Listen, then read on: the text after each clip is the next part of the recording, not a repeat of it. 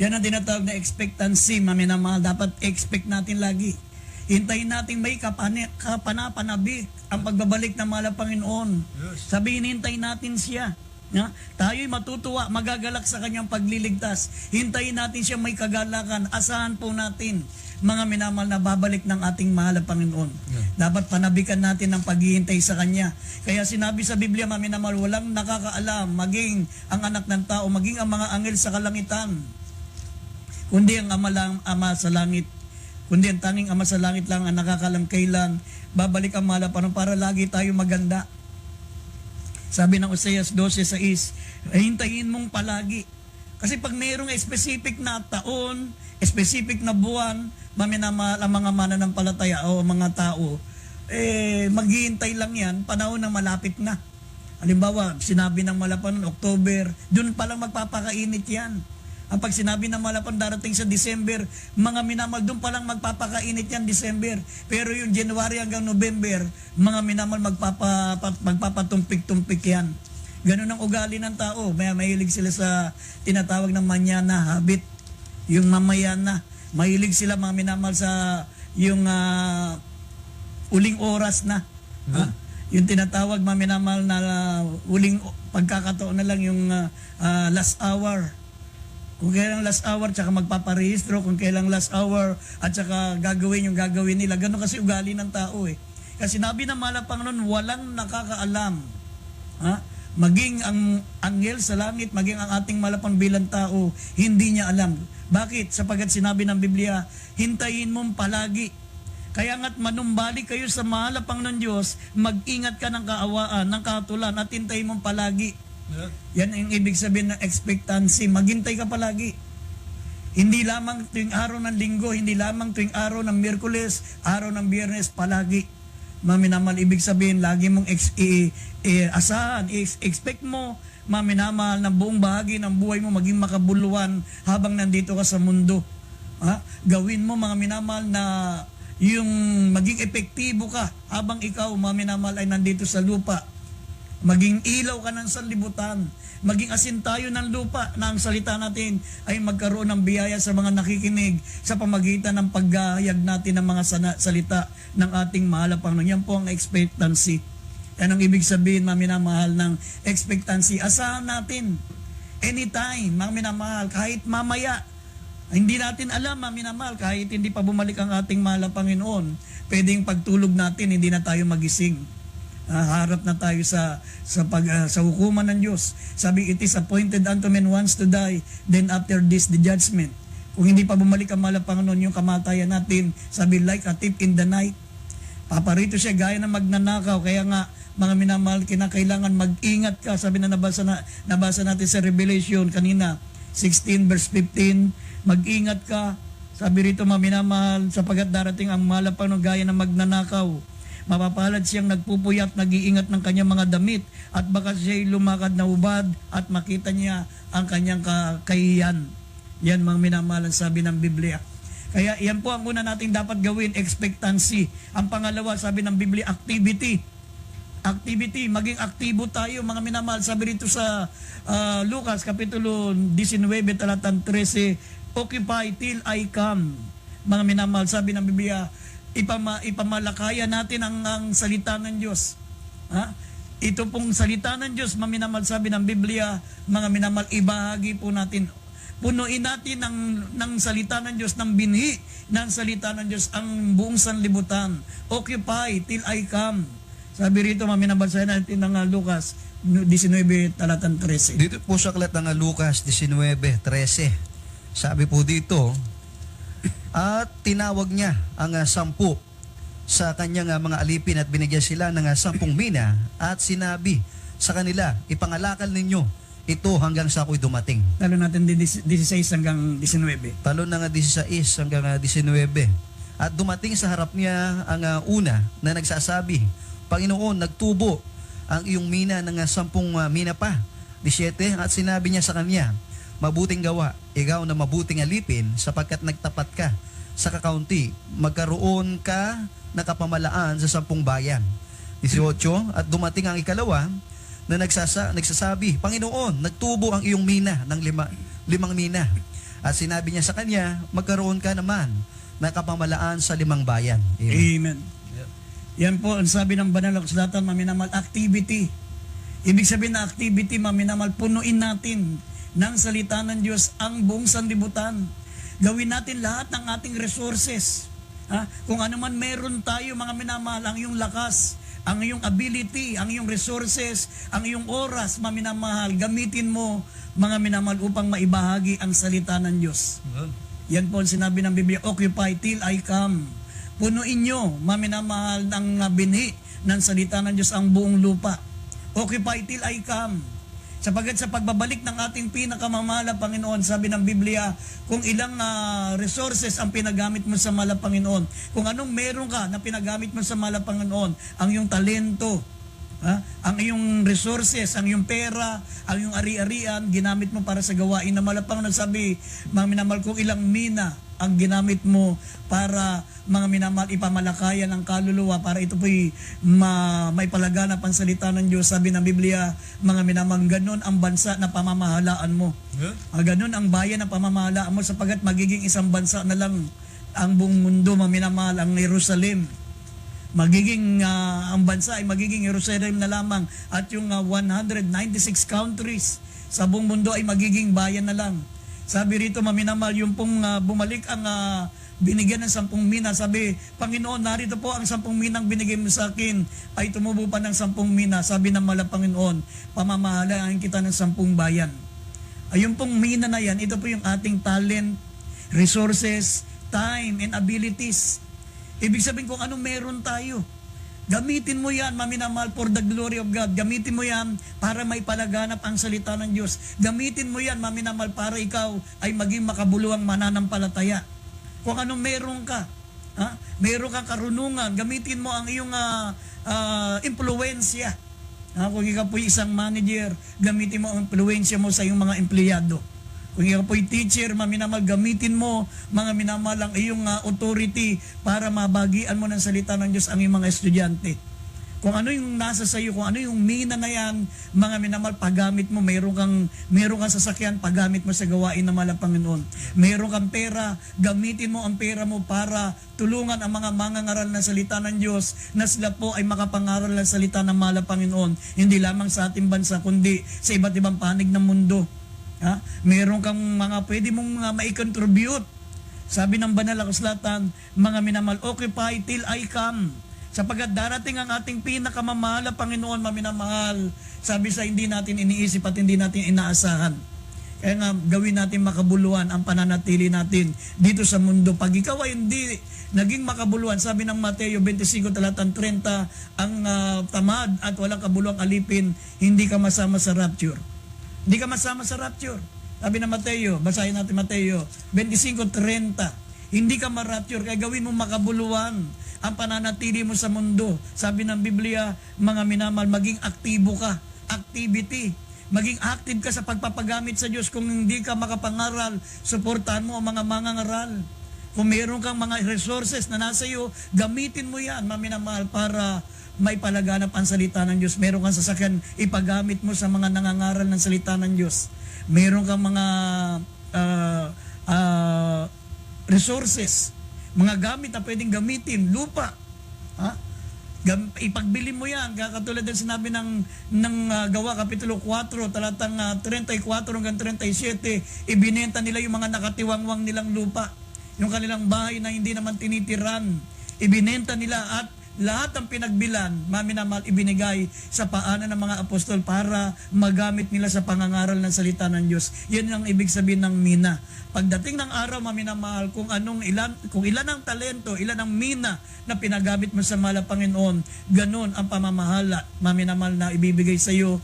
Kung ilan na bansa, maminamahal, ayon sa ipinagamit mo sa mahal na Panginoon, yun, mamamahala ka ng maraming bansa, 5 bansa, 10 bansa, yan ay magiging bayan na lamang pagdating ng araw, sapagat magiging isang bansa na lamang po ang buong mundo. Basahin natin Mateo 25:30 dito sa ikalawang talata na aking binanggit. Dito po sa aklat ng Mateo 25:30.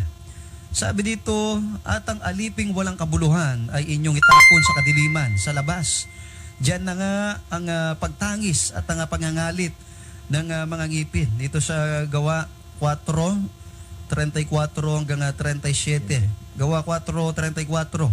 Sapagkat walang sino mang nasasalat sa kanila, palibas ay pinagbili ng lahat ng may mga lupa o mga bahay ang mga ito, at dinala ang mga halaga ng mga bagay na ipinagbili, at ang mga ito'y inilagay sa mga paanan ng mga apostol at ipinamamahagi sa bawat isa ayon sa kinakailangan ng sinuman. 36. At si Jose na pinamagatang Bernabe ng mga apostol, na kung liliwanagin ay anak ng pangangaral, isang Levita, tubo sa Chipre. 37, na may isang bukid, at ipinagbili ito at dinala ang salapi at inilagay sa mga paanan ng mga apostol. Amen. Yan ang ibig sabihin ng occupy till I come. Ibig sabihin, maminamahal, yung tinatawag na activity. Sabihin kung ano, maminamahal, ang pwedeng gamitin mo, kung pwedeng, anong magagawa mo, gawin mo lahat ng magagawa mo para ikaw maging makabuluhang mananampalataya. Maging bahagi tayo, maminamahal, ng pangangaral ng salita ng Diyos. Maging bahagi tayo upang maipalaganap, mga minamahal, ang kaligtasan, ang gospel. Sinabi ng banal na kasulatan, maminamahal, yung sabi, the greatest commission, go ye into the world and preach the gospel to every creature. Sinabi ng Marcos, maminamahal, kapitulo 20, Marcos 16, talatang 15 hanggang 16. Go ye into the world and preach the gospel to every creature. Ipangaral mo ang salita ng Diyos. Kung hindi ka tinawag bilang mangangaral, maminamahal, suportahan mo ang mga mangangaral. Gamitin mo yung resources mo. Meron kang mga sasakyan, meron kang gamit para magamit sa gawain ng Diyos, meron kang salapi para tustusan ang mga manggagawa ng Diyos, lahat mga minamahal na magagawa mo para maipalaganap ang salita ng mahal na Panginoon. Yan po ang ibig sabihin ng activity. Ang sabi ng banal na kasulatan, mga minamahal, ang tamad at walang kabulong alipin, mga minamahal, itatapon sa labas. At doon mga ngalit ang kanilang mga ngipin.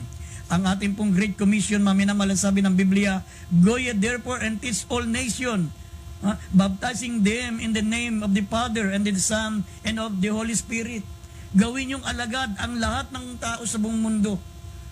Bautisman nyo sila sa pangalan ng Ama, ng Anak at ng Espiritu Santo. Ibig sabihin sa pangalan ng mahal na Panginoong Hesus, sapagkat ang pangalan ng Ama, Anak at Espiritu Santo ay ang ating mahal na Panginoong Hesukristo.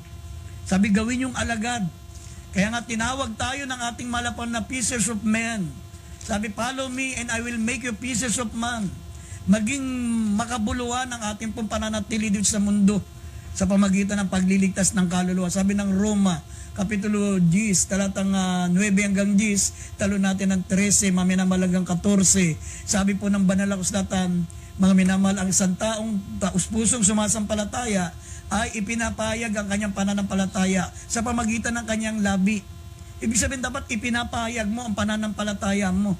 Ipinapayag mo na si Kristo ang ating mahal na Panginoon at ito po'y ibinabahagi mo. Yan ang ibig sabihin ng tinatawag na genuine faith. Yung tunay na pananampalataya, ipinapayag ng kanyang mga labi, ang nilalaman ng kanyang puso ng ating mahal na Panginoon. Siya po ang ating Diyos na ating tagapagligtas. Sabi rito, Roma, Kapitulo 10, talatang 9 hanggang 10, talo natin 13 hanggang 14. Dito sa aklat po ng mga taga-Roma, Kabanatay 10, talatay 9 hanggang 9 at 10, talo ng 13 hanggang 14. Sapagkat kung ipahayag mo ng iyong bibig si Jesus na Panginoon at sasampalataya ka sa iyong puso na binuhay siyang maguli ng Diyos sa mga patay, ay maliligtas ka, Jis. Sapagkat ang tao'y nananampalataya ng puso sa ikatutuwid at ginagawa sa pamamagitan ng bibig ang pagpapahayag sa ikaliligtas.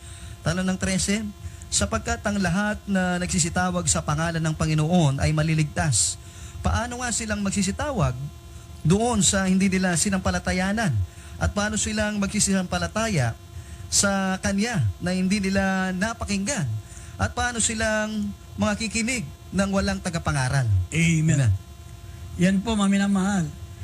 Ang sabi ng nabasa po natin kanina, mga minamahal, sa Roma, Kapitulo 10, talatang 10, ang sabi po rito, mga minamahal, sapagkat ginagawa sapagkat ang tao ay nananampalataya sa puso sa ikatutuwid at ginagawa sa pamagitan ng bibig ang pagpapahayag ng kanyang ikaliligtas. Ibig sabihin, maminamahal, kung totoo at dalisay ang pananampalataya mo sa mahal na Panginoon, sabi ng Banal na Kasulatan, ito po, maminamahal, ay dapat ipahayag ng iyong bibig ang laman ng iyong puso. Ha? Kung nananampalataya ka, ang pananampalataya mo ay galing sa puso, sabi, ipinapahayag ng iyong pananampalataya, maminamahal, ng iyong bibig ng ating mahal na Panginoon, siya'y nabuhay na maguli sa mga patay. Yan po ang Ebanghelyo. Ang ating mahal na Panginoon namatay para sa kasalanan. Siya po'y nalibing ng ikatlong araw at nabuhay na maguli sa mga patay upang buhayin muli tayo, maminamahal, bila sa kamatayan upang magmana ng buhay na walang hanggan. Bakit kinakailangan tayong mangaral? Sabi, paano sila magsisampalataya kung wala silang napakinggan? Ha? Paano sila magsisitawag sa hindi nila sinampalatayanan? Ha? At paano silang magsisisampalataya sa hindi nila napakinggan at paano silang makikinig na walang tagapangaral? Tayo ang inaasahan ng mahal na Panginoon. Sabi ng Biblia, maging kabahagi po tayo mga minamahal ng pagliligtas ng kaluluwa. Sabi rito mga minamahal, be involved into the harvest soul. Katulad ng sinabi ng mahal na Panginoon sa Mateo 9:35-37, nakita niya ang sanlibutan maminamahal ay gaya ng tupa na walang pastor. Magkaroon tayo ng involvement, magkaroon tayo ng malasakit, magkaroon tayo ng awa sa mga taong hindi pa nakakakilala sa ating mahal na Panginoon, hindi pa nakarinig ng salita ng Diyos. Kasi paano sila magsampalataya? Paano sila magsisitawag sa hindi nila sinampalatayanan? Paano silang sasampalataya kung wala silang mapapakinggan?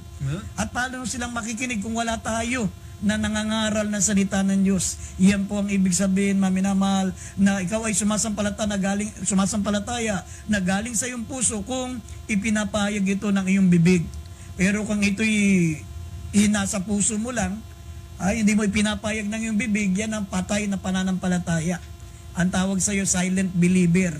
Sabi ng Marcos 8:38, mga minamahal, kapag ikinaya mo siya sa lahat ng lahing ito, sabi ng Biblia, ikakaya ka rin ng mahal na Panginoon Jesucristo sa harapan ng kanyang mga anghel. Ikakaya ka ng mahal na Panginoon, sabi niya, hindi ko kayo nakikilala. Dahil ikinaya nyo ko, hindi ko rin kayo nakikilala. Pagdating ng araw, kapag ang pananampalataya mo hanggang puso lang at hindi ipinapahayag ng iyong labi, kailangan ang pagtunay na pananampalataya galing sa puso ay ipinakikita sa pamagitan ng pagpapahayag ng kanyang labi. Ipinapahayag niya ang salita ng Diyos. Sabi ng Banal na Kasulatan, be involved into the harvest soul. Sabi ng Mateo, Kapitulo 9, talatang 35-37, sabi rito, maminamahal, tayo po'y dapat maging bahagi ng pagliligtas ng maraming mga kaluluwa. Basahin po natin. Mateo 9, talatang 35-37. At nililibot ni Jesus ang lahat ng mga bayan at mga nayon na nagtuturo sa mga sinagoga nila at ipinangangaral ang ebanghelyo ng kaharian at nagpapagaling ang sari-saring sakit at ng sari-saring karamdaman. Datapwat nang makita niya ang mga karamihan ay nahabag siya sa kanila sapagat pawang nangahapis at nangangalat na gaya ng mga tupa na walang pastor. 37, na magagayoy sinabi niya sa kaniyang mga alagad, katotohanan ay ang aanihin ay marami, datapwat kakaunti ang mga manggagawa. Amen.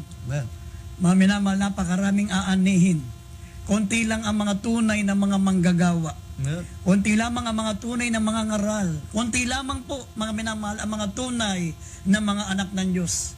Mas marami po ang mga false prophet, mas marami po ang mga false minister. Mas marami po, maminamahal, ang mga huwad na pastor. Tandaan niyo yan, maminamahal. Sabi ng Mateo 10:16, narito tayo katulad ng tupa na napaliligiran ng mga maninilang lobo. Mga minamahal, mas marami po ang mga false prophet. Mas marami po ang mga false minister. Mas marami po, maminamahal, ang mga bulaang propeta. Kaya nga sabi ng Biblia, manalangin po tayo na tayo po'y maging kabahagi ng pagliligtas ng marami mga kaluluwa sapagat marami pong aanihin, konti ang mga manggagawa. Kaya ipanalangin nyo na magkaroon ng marami manggagawa sa kanyang banal na ubasan.